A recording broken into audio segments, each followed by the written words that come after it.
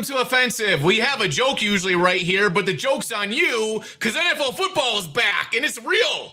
There's preseason football. The Hall of Fame game was the greatest game of all time, and just imagine what's going to happen next. Yeah, actually watchable. Holy crap!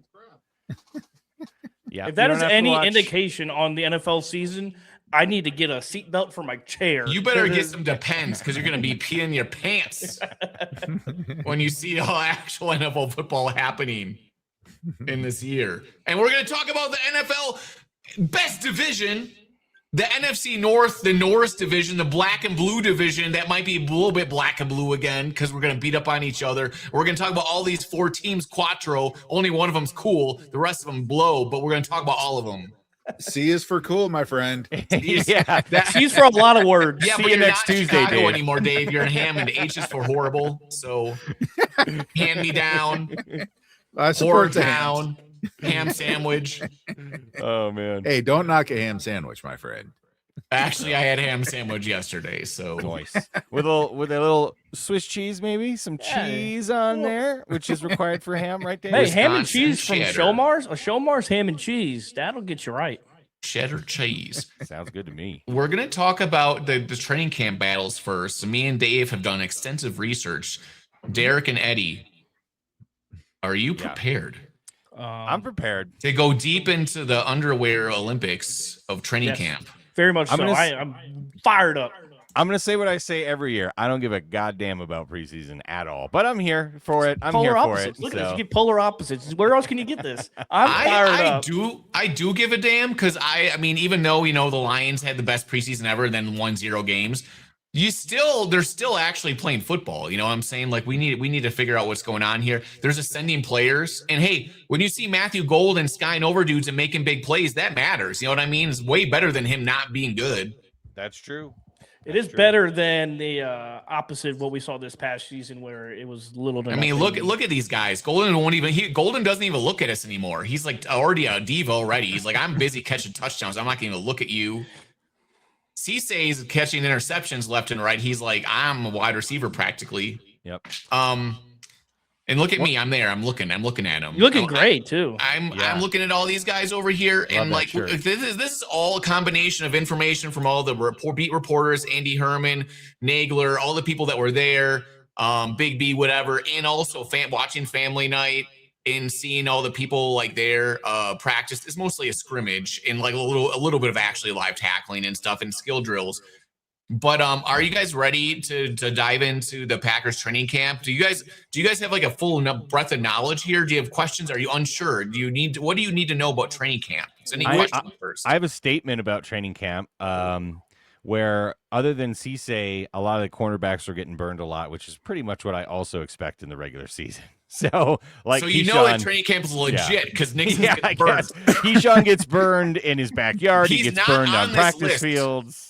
Yeah, he gets burned everywhere. Anybody not on this list? Question mark. If you're on this list, thumbs up. Yeah. We're gonna go over the Bears training camp also, and you'll notice in Bears training camp, their family night was canceled, but our family night fireworks, 70,000 people. That's what we're gonna start with that theme. Look, I put the fireworks on here. We're getting the vibes. The stadium packed full. Matt Ramage is watching you play football again, so you better show up. You know what I'm saying? Matt's watching you. But every team has like a training camp crush, right? The fans there's always like every year there's like one big training camp crush. And this year there's not really one. There's like 4 or 5 of them with There's definitely a couple, yeah. And there's a lot of hopefuls. And I'm gonna say that the number one crush is probably Brandon Cisse because we need a cornerback so bad, right? Like so bad. Look at that and guarding also, cap. he's the only good cornerback we have, so everyone's just like watching him going like, bro, like this is cool. Like, is that what a real NFL cornerback looks like? So you see in the graphic, it says he looks like a number one corner. He's got this great instincts and coverage where he's not like Keyshawn Nixon gets like up in your grill and tries to press you hard, and then you run by him and he goes like, oh, I whiffed, right? Like we see him do that all the time. Cisse just hovers right next to you and he's just like looking. and he's just waiting for something to happen. He's like, "What? Is the ball going to come, bro?" He's like, "Well, I'm watching, I'm waiting," and he's like a fly just hovering around you the whole time. You can't get rid of him. His battle with Christian Watson was very, very good on. And they're bad. And the Friday thing night. is, the only way Watson could get a pass is it'd have to be perfectly placed outside, like, where he could kind of catch it away from Cisse. But Cisse is like right there. You know what I mean? Just has to be. That's just how you have to beat a good cornerback. And but he's always there with everybody. He played against Watson mostly in like the family night scrimmage and stuff. Going good. But these guys are doing drills against everybody. They're going against all the wide receivers and stuff and everybody. And I think the only person that actually can get open on them for real, like legit, just like with like route running, is Golden. I think is the only person that can, because Golden's got really tremendous route running.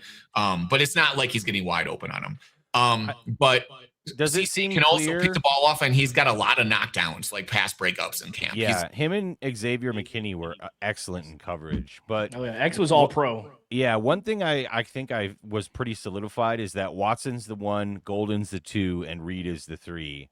I think that Yes. was more than clear throughout training camp, and I'm perfectly happy with that. I think that's kind of the order I they think should be in. even though Watson's 1, I think Golden is more of like the possession guy that's going to get Yeah. the ball more than Watson. Yeah, but Watson's going to probably play that X receiver that LaFleur wants to The, stretch. the, and, the like, one that push goes the deep field. all the time. Yeah, which is technically your number 1, but like Yeah. we don't really have a number 1. Like that's just not. I how just we think roll, but volume's he's the going to go to X. Golden.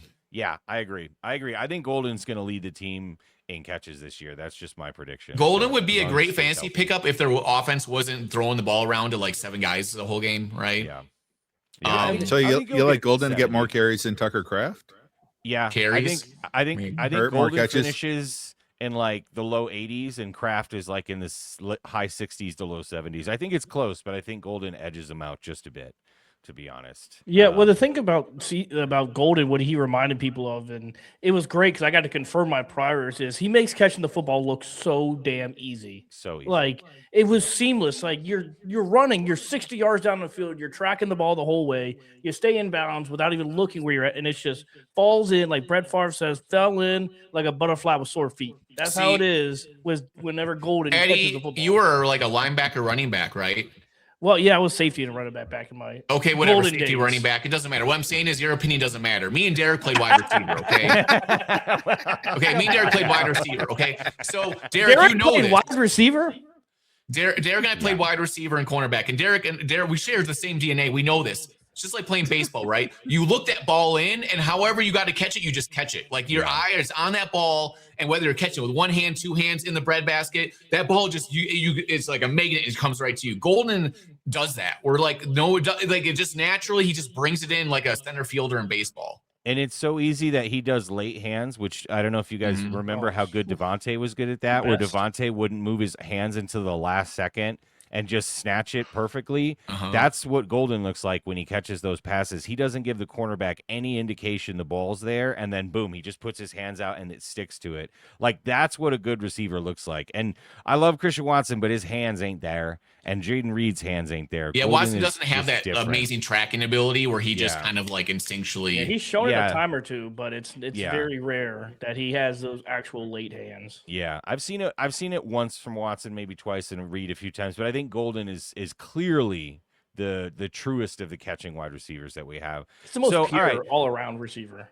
So that being said, Nayar versus Sturdivant, epic battle for the wide receiver spot. Who do you guys think that won? Who do you think won that one? It's hard. They're both making big plays constantly. I think it's going to be one of those things where like one makes the roster and one makes the practice squad, Right. and like the whole season they're battling because they're both like the same exact guy. Sturdivant might be a little bit better at special teams, so maybe he wins that. But like every time you hear a report, you're like Sturdivant was just doing awesome today. Then they're like, oh wait, I forgot. 10 minutes later, Nair was doing these big plays, and you saw it in Family Night too. Now, I'm not saying they're 6'4" guys with big body control like they're an elite NFL wide receiver. Obviously, they're not that, but they're pretty good, like at tracking the ball, getting the thing in. And we I don't know, like I feel like Nair made more of the big body control plays, and Sturdivant just gets open better, like has more Yeah. separation, but I'm not watching all the practices, and that means they would probably keep 7 wide receivers somehow Yeah. if they pick one of those guys, because they've got 6 other guys like Bo Melton and Sky Moore who are going to probably make the team for sure.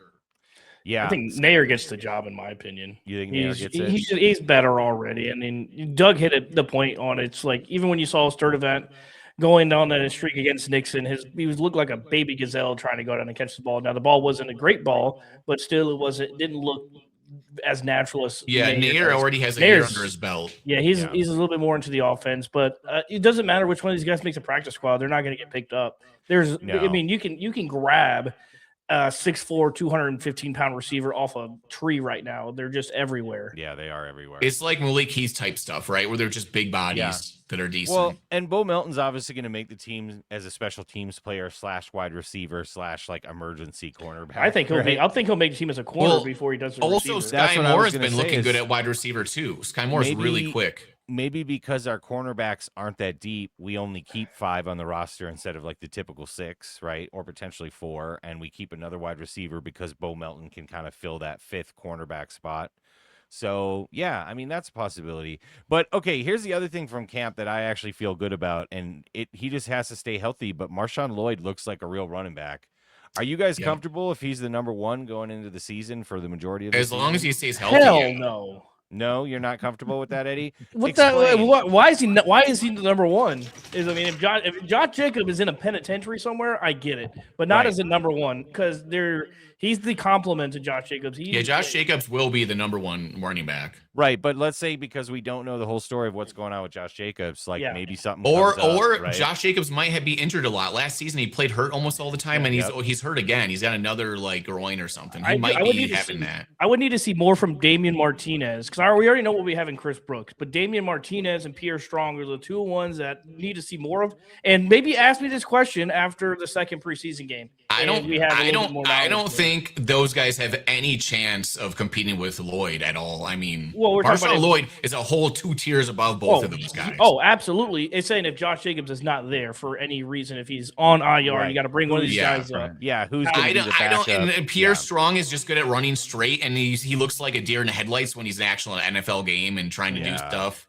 So but Damian Martinez is kind of like that bowling ball to where he kind of he fits. Oh yeah, he's big, he's fast. Coming out of Miami, he was electric. Yeah, I was gonna say like if we don't have Josh Jacobs and we need to run at the 2-yard line, like he's our guy. Like like Chris Brooks could try it, but like that's not why he's on. Chris the team, Brooks is an offensive lineman. Let's be honest. He'll die for his teammates. Yeah, that's exactly what he is. And Did you see the videos of him doing the running back drills? He doesn't even cut or do agility stuff. He just kind of goes. Dude, everyone's running 2 tight end sets. We're running 6 O-lineman sets with Chris Brooks. Who do I block? And he's gotten bigger too. He literally looks like a mini offensive lineman, just kind of walking around like this. Yep. All right. Speaking of offensive linemen, though, let's go to our resident offensive lineman. But Dave. wait. There's one more thing before we go. All right. Hold on. If you see also down there, Jordan Morgan has been actually playing pretty damn well, right? Which is nice to see. Yes. Zaire Franklin has been looking amazing according to all the scouts and stuff, or all the beat reporters. They think his only weakness is maybe like playing in space. He's not quite quick. He's not like the Quay Walker type like cover guy. But when it comes to being like a traditional linebacker, he's doing everything right, and he's looking explosive, and he's just looks like really good. Looks like he's having fun too. And he's a good leader on the squad. And this is the thing: Savion Williams has been an okay in camp, but he hasn't had any big days. And then today, all of a sudden, because Andy Herman was like, I was saying how he wasn't doing a whole lot, and then today he just blew up and like took over practice. He had a bunch of opportunities because Reed and Golden didn't practice, so he had a bunch of opportunities. Right. Yeah, so like the wide receiver room seems like it is doing well, and a lot of these question marks, like is Zaire Franklin going to be good? Is Jordan Morgan going to be good? So far, there's a lot of really good news, and then things are looking pretty good. Dude, I expected Jordan Morgan to be good. He should be playing left tackle. He's been dominating LVN. Yeah. He's a first-round pick. Let's not forget, Savion Williams is a third-round pick. Now, we whiff on a lot of third-round picks, but we don't whiff on a lot of wide receivers. So, like, if we picked him in the 3rd round, I expect him to be a pretty decent player as well. And I think he'll be able to fill in if somebody does go down with an injury, which, is bound to happen at some point. So, NFL. Yeah, NFL, exactly. But Jordan Morgan's been dominating, including LVN. So, like, that's really good to see. Yeah. Or maybe LVN's just not what we thought he was. But LVN has been doing really good against everyone else. So, like, I don't know how to ever, Yeah, I know. All right. Okay, well, let's talk to a guy that probably could block LVN. Dave, tell me about the Bears. Dave can go to the top now. There you go. Bears, you hear Colson Loveland, he's getting 2 touchdowns every day. He's 6'6" and he's absolutely dominating the middle. which isn't too hard when you have Devin Bush, who's only 5'11" guarding you. Yeah. Thieneman, our first round rookie safety, who everyone thought, oh, he's going to be great and whatnot. He's only 6 foot. He doesn't know what the hell to do against that beast. So he's getting burned every day too. So Colston Loveland looking amazing, dominating. He's saving kittens out of trees every day. He put a fire at an orphanage out. The man can do everything. His run blocking is one of the things that stood out to him. They asked Sam Roush in an interview, what are you learning from him? And he's like, dude puts in the time at blocking. It's amazing to watch all of the stuff that he can do. So all around game, he's a stud, which is a good thing. And then I heard one of the CHGO reporters the other day, you have to give a best and a worst. And he's like, all right, so my worst is Colston Loveland's doing it again. Our defense is going to be screwed. Then they try to put it in a perspective. They're like, well, the nice thing is we only have to play Tucker Kraft and Sam Laporta. Otherwise, we don't have to play elite tight ends for the rest of the year. But I'm like, yeah, but we still have to play Tucker Kraft. So it's going to suck against Green Bay. And you got to play them 4 games. So Laporta twice, Kraft twice. And let's not discount Hawkinson. He doesn't have a quarterback, but he's still a pretty decent tight end. So, yeah. You know. So, yeah, Loveland's been awesome. Caleb, his leadership, last year he admitted that he was scared shitless of the coach. He's afraid that the coach didn't like him or anything else because, coach is putting his size 14 up the butt every day. But now that he doesn't have to discipline everyone, now that he's set the tone, he's letting the players this year take the tone. So Caleb, he's out there. If somebody's not lining up right, if you have somebody doing the wrong chip, speaking of Sam Roush, he had a great practice the other day, and then he goes into motion. Caleb had to stop everything. Nope, come back to the huddle, and here's what the expectation is. We need to do everything correctly the first time. And I think he understands that they have to carry the team this year, because of the gaps on the defense, which we'll get to later on. So he's taking that command, and he said it is tough as hell to score a touchdown in this league, even in practice. So every time we get a touchdown, let's all celebrate it. So the other day, Tyson Bagent threw a beautiful throw to our number 5 wide receiver in practice, and Caleb Williams was running down the sideline like a madman. You would have thought that, his parents or you don't even know what the hell. It was just, he was so happy cheering for everyone else on the team. When everybody cheers your victories and everyone's going to win. So I like that attitude. I like that leadership. I like them stepping up like that. And then another name that's been popping up quite a bit, Austin Booker, our defensive end out of Kansas. This is his 3rd year. When we drafted him, we knew he'd be a developmental guy because, he has longer legs, which is something you don't necessarily think about with a defensive end. But if you have shorter legs, it's able to get the torque and everything else go a little bit quicker. With longer legs, it takes a little bit longer to get your twitch. Plus, you got to get the muscle mass, so that way you're able to build up, be more impactful. It seems like this is the year we drafted him as a developmental guy. This is the year where I think he could take a pretty big step. I would say he took a pretty big leap at the end of last year. I'd say your last 4 games, he was by far your best defensive lineman, like no doubts. But yeah, I kind of expected him to get better. So do you think, he's pretty much the full-time starter, you think, on the left side for the Bears? It sounds like it's going to be a rotation. They have been swapping Dale Odengbo from the Colts. They slid him in to D tackle for some of the plays. So it's still a rotation. They're still trying to figure out what it's going to be what. But this also comes to the caveat of, okay, Booker, you're looking great, but you're going against our left tackle, which is the other story. So Braxton Jones sounds like he's in the lead for it right now, but he went down with an injury on Friday when he had to go one-on-one against Austin Booker. He's breaking our left tackle. Braxton Jones was visibly pissed off, emotional, and everything else because he understands this is his last chance to show that he can do it, right? Because when Ozzie comes back, and this is, we got him on a 1-year deal. So this is his chance to show that he has a future still in the league, showcase his skills to another team. Because you have a stud, you have Thuney right there at your left guard. This is going to make you look the best that you ever had. Previous years with Braxton Jones, the rest of our offensive line was hot garbage. So it's easy to look good when you're next to an all-pro, all-world and whatnot. So he knows he has to get it right. Karan Amagaji, he looks like he is, coming off of an injury. He's not overly impressive. He's getting beat. The other guy who we drafted or who we picked up from the Browns, their former 1st-round pick, he's getting beat every day. So it sounds like it's probably Braxton's job, provided that he can stay healthy. All right. And so, what about Vandenberg, your 6th-round pick, getting first-team reps? Do you think he's just getting more reps because it's preseason, or do you think he's actually winning the job?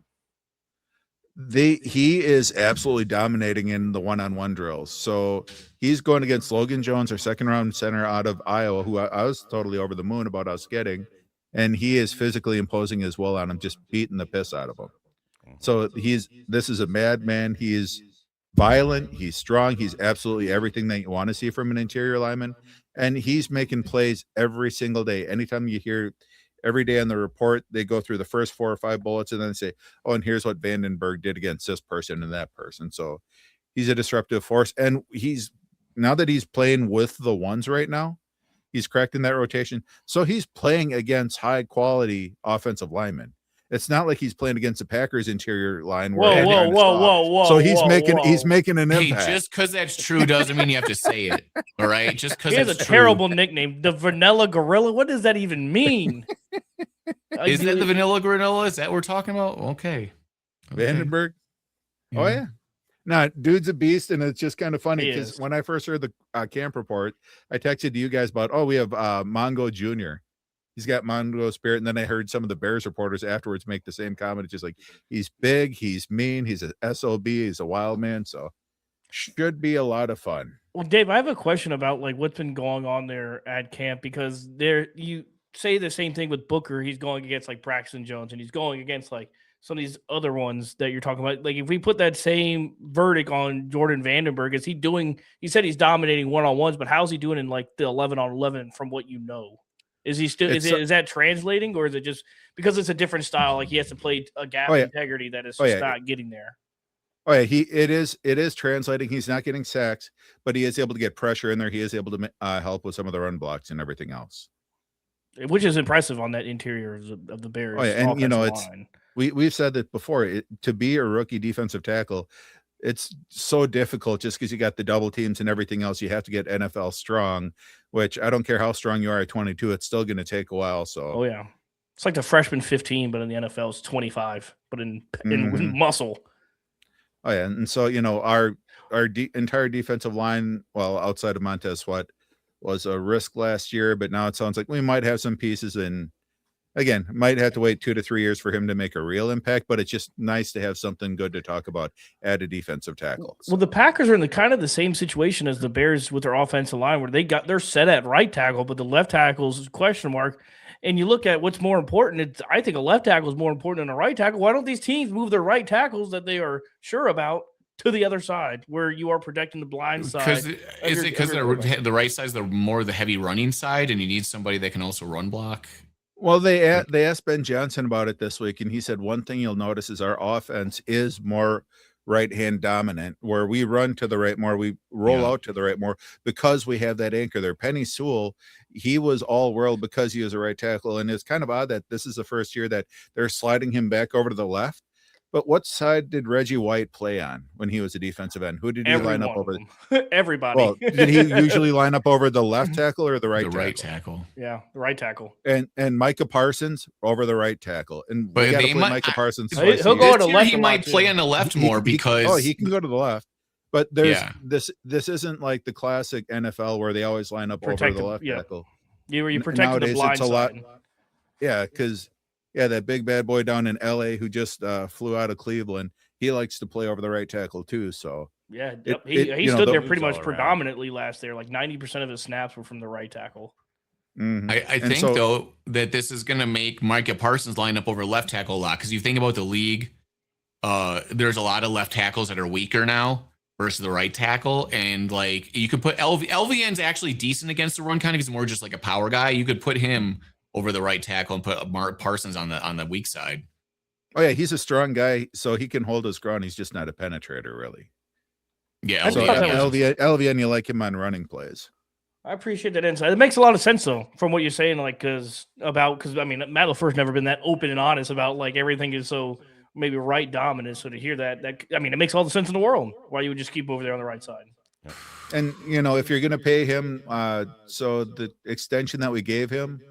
I heard that we picked up his 5th-year option. That's only going to be $19 million for the 5th-year option, and then we're going to pay him $29 million a year, which will make this year would make him the second highest paid tackle. So it don't matter whether you're left or right, as You're getting long as paid. you're a cornerstone tackle. That's all that matters. And Caleb will be able to. He's got a pretty good feel for his blind side. So Well, because these guys, these quarterbacks are starting to be more like shoulders front than it is the traditional style of old days where their blind side is their true blind side.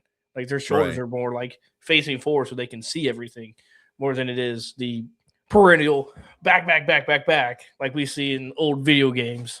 oh yeah, Yeah. Or you're just like this the whole time. Yeah. That is And then true. yeah, our secondary, everybody's hurt. Kyler Gordon, he showed up for spring practice. He was there all throughout the summer, never left the facility to work on his soft tissue injury. They still don't have any timeline. So, yeah, you give him a 3-year extension and then he plays 3 games. That's just a giant headache. They don't have hamstring university like we got. No. And then we got Kobe. So, Cam Lewis, we got him a versatile DB who played in Buffalo for all those years. We're going to move him into the slot when Kyler Gordon's out. Then Kobe Bryant gets hurt, so we move Cam Lewis out to safety. And then Cam Lewis gets carted off the field the other day after a collision. So then we had to take somebody off of the street who is a former Cowboy safety. And on his second day, he's running out there with the 1. So this division, we have 3 really crappy secondaries between Green Bay, Detroit, and Chicago. They all And stink. you have three prolific offenses. It's going to be nuts. Well, Dave, I heard that the Bears secondary all went to Keyshawn Nixon's cornerback camp, where all you got to do is just jam guys. Just walk up to the line of scrimmage and just jam them, and you're fine. You know what I mean? You play 3 yards. Yeah, Colston Loveland right up here. Just give him a little jam. I'm sure it'll work out great. You know what I mean? Like that's how it's easy solution for defensive backs. Just don't. Just make sure you're not lined up against J. Michael Sturdivant, because then you're going to get burnt every time. I'm referring to the viral video that Nixon got burnt on that everyone was watching. You mean By, like, every video that Keyshawn Like Nixon every did? video. But this might be what the Bears secondary is going to have happen this year too. So you know what I mean? It's going to be same. Didn't Tariq Stevenson go down with an injury? He got hip or something like tied that? up with Luther Burden today. It was that or same play. yesterday. It was a double hurt, wasn't it? On that play, it was the groin. Yeah, from yeah, they Burden both limped. They both limped off the field. And now Burden has a groin injury, so he's going to be out indefinitely. Hopefully, it's just a short while. So It depends on the But- grade. It didn't give us that information. It was just the groin. no, but yeah, Dennis Allen. When they asked him about it with all the attrition, he says, "Hey, this is a league full of attrition. It's what happens every year." And this way, we're getting a lot of bodies in there. They're getting a lot of experience. It's better to get them experience now versus week 9, week 10, week 11. So that way, if you need to pull them in week 9, week 10, they got that experience. So that way, and instead of creating a hole on defense, you can turn it into a glory hole because you already know what to do in that instance. So I think it's better to get the injuries right now. I guess that's the silver lining. Glory hole. Yeah, he would know all about those. So, all right. And speaking of which, that's going to end the preseason preview for the Packers and the Bears. Thank you, everybody, for joining live. We're going to come right back with some live previews of every single team in the NFC North. Thanks for joining, everybody, and we'll see.